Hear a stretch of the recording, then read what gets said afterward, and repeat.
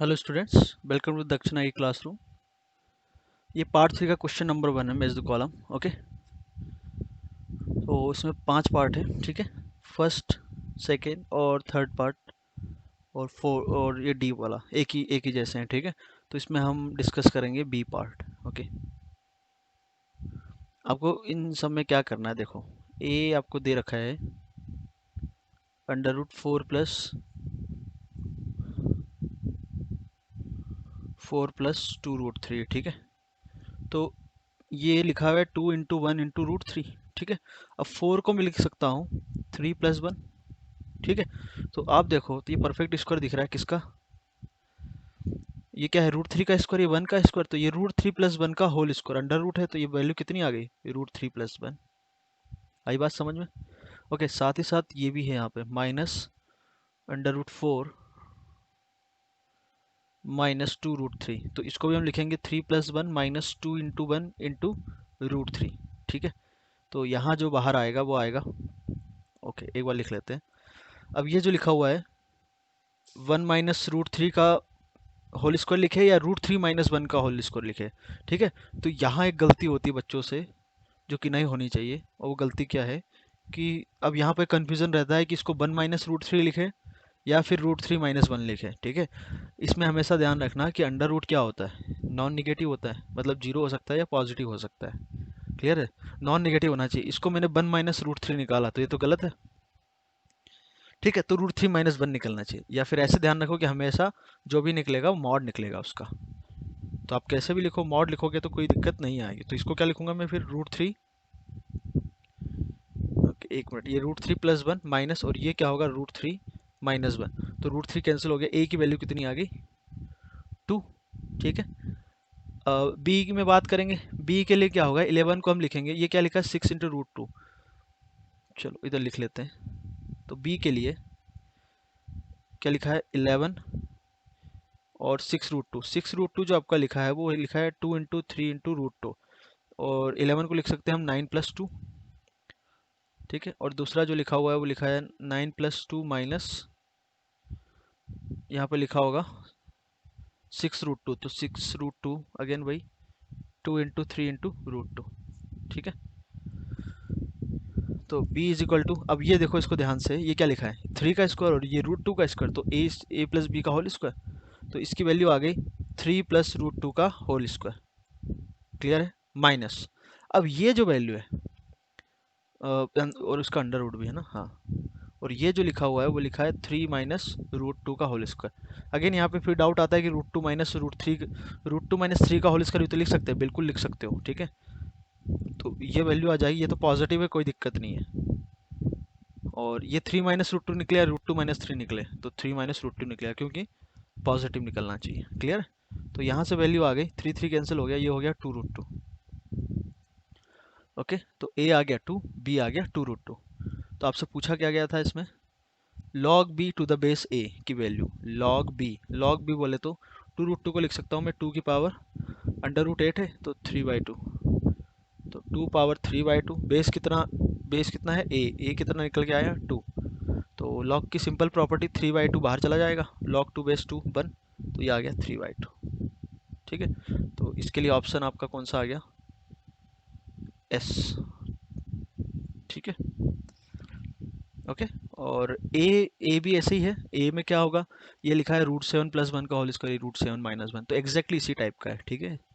ये वाला √2 + 1 का होल स्क्वायर लिखा हुआ है, ये √2 - 1 का। यहाँ डी ऑप्शन में आपको क्या करना है? देखो, ये लिखा हुआ है 7, तो हमने इसको 2 से मल्टीप्लाई किया और डिवाइड किया, या ऐसे बोलो। चलो डी भी बता देता हूँ। डी ऑप्शन में क्या करेंगे देख लो। इसमें इस कहानी की बात कर रहा हूँ, ठीक है। अंडर रूट के अंदर मैंने 2 से मल्टीप्लाई किया और डिवाइड किया, अंडर रूट के अंदर ही। तो ये कितना हो जाएगा? 14। और ये हो जाएगा 2 टाइम्स ऑफ √7² - 1। तो इसको हम लिखेंगे √7 - 1, 7 + 1 और √7 - 1, ठीक है। और यहाँ कितना बनेगा? 2 से मल्टीप्लाई किया तो 14। 14 को मैं लिख सकता हूँ 7 + 1 और 7 - 1। तो ये √7 + 1 और √7 - 1 का होल स्क्वायर लिखा हुआ है ये। तो अंडर रूट हट जाएगा। ऐसे ही ये 7+1 under root 7+1 minus under root 7-1 का परफेक्ट स्क्वायर लिखा हुआ है। क्लियर? तो समझ में आ गया, बी आ गया तो चारों पार्ट समझ में आ जाएंगे। ठीक है, अब बात करते हैं हम ई पार्ट की। ई पार्ट में क्या है, the number of zeros at the end of the product of first 20 prime numbers is. ठीक है, ओके, नंबर ऑफ जीरो, कोई भी नंबर्स कुछ इंटीजर्स को मल्टीप्लाई करते हो तो एंड में जीरो कब आएगा, जब 2 × 5 होगा। तो जितने 2 और 5 के जितने भी पेयर बनेंगे उतने नंबर ऑफ जीरोस होंगे। ठीक है, तो ई पार्ट की बात करते हैं हम। ई पार्ट, ई पार्ट में क्या है कि फर्स्ट 20 प्राइम नंबर बोला है, तो 2, 3, 5, 7, ठीक है, 11, ऐसे ऐसे 20 प्राइम्स है।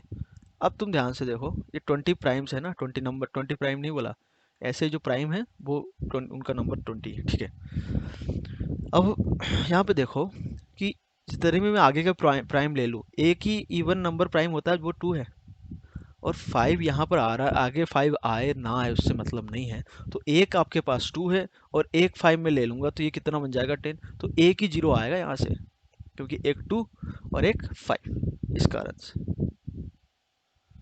समझ में आ गया? तो आंसर इसका हो गया 1, एक जीरो आएगा, तो आंसर इज क्यू। तो ई का ऑप्शन हो गया क्यू। ठीक है, ओके, नेक्स्ट जो पार्ट है एफ, एफ की बात करेंगे। The number of solutions of this in which X and Y are integers. तो एक्स और वाई इंटीजर है, ये इंपॉर्टेंट है यहाँ पे। तो 2 × 2x, F part 2 × 2x minus 3 × 2y is equal to 55। ठीक है, 2 × 2x 3 × 2y। ओके, नाउ ये लिखा है 2 × x minus 3 × y, A square minus B square लगा रहे हैं, और ये हो जाएगा 2x plus 3y, 3 × y is equal to 55। अब देखो एक्स और वाई इंटीजर्स है, तो 2 के power integer integer, 3 power integer integer, तो ये दो इंटीजर का सम है, ये भी इंटीजर हुआ, ये दो इंटीजर का डिफरेंस है तो ये भी इंटीजर हुआ। बात समझ में आ गई? अब 55 को क्या क्या लिखा जा सकता है? ठीक है, पहली बात तो ये है कि 1 × 55, ये 1 हो जाए, ये 55 हो जाए तो चल जाएगा काम। मैं जस्ट पॉसिबिलिटी बता रहा हूँ 55 को लिखने की। अब ये 55 हो जाए, ये 1 हो जाए, वो भी चलेगा केस, बट ये वाला केस मैं हटा सकता हूँ। कैसे? क्योंकि ये दो, अच्छा 2 × x 3 × y पॉजिटिव नंबर होंगे, तो ये दो पॉजिटिव का सम है, ये दो पॉजिटिव का डिफरेंस है, तो ऑब्वियस है कि ये नंबर जो है बड़ा होगा कंपेरिजन टू दिस। ये दो सेम नंबर का सम है, ये दो सेम नंबर का डिफरेंस है, तो जो सम होगा वो ज़्यादा ही होगा, तो ये वाला केस पॉसिबल है ही नहीं। आपको सॉल्व करना है, सॉल्व कर लो, वहाँ से एक्स और वाई पता चल जाएगी, पॉसिबल नहीं है, बट हम यहाँ यदि पता कर सकते हैं तो फिर आगे जाने की क्या ज़रूरत है। ठीक है, और क्या हो सकता है कि ये 5 हो जाए, ये 11 हो जाए, तो ये पॉसिबिलिटी बिल्कुल है ना। अच्छा, ये 11 ये 5, अगेन ये वाला केस नहीं होगा, कारण वही सेम कारण कि ये नंबर इससे बड़ा होगा। ओके, और क्या हो सकता है?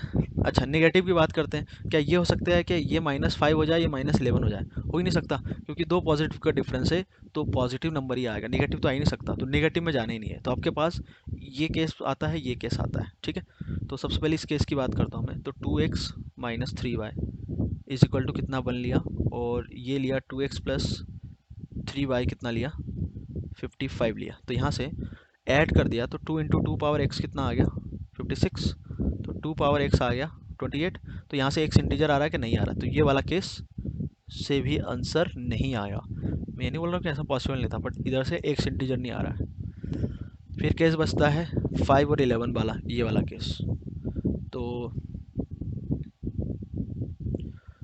2 power x minus 3 power y आपके लिए हो जाए 5, 2 power x plus 3 power y हो जाए 11, दोनों का ऐड किया तो 2 × 2 पावर x कितना हो जाएगा 16, तो 2 पावर x कितना हो गया 8, तो यहाँ से x कितना आ गया 3, क्योंकि ये क्या लिखा है 2 पावर 3। अब x 3 आ गया तो किसी में भी रख दो, y आ जाएगा, तो यहाँ रख दिया मैंने 2 पावर 3, 8, 8 माइनस 5 दैट इज 3, तो 3 power y is equal to 3, that is y आ गया 1।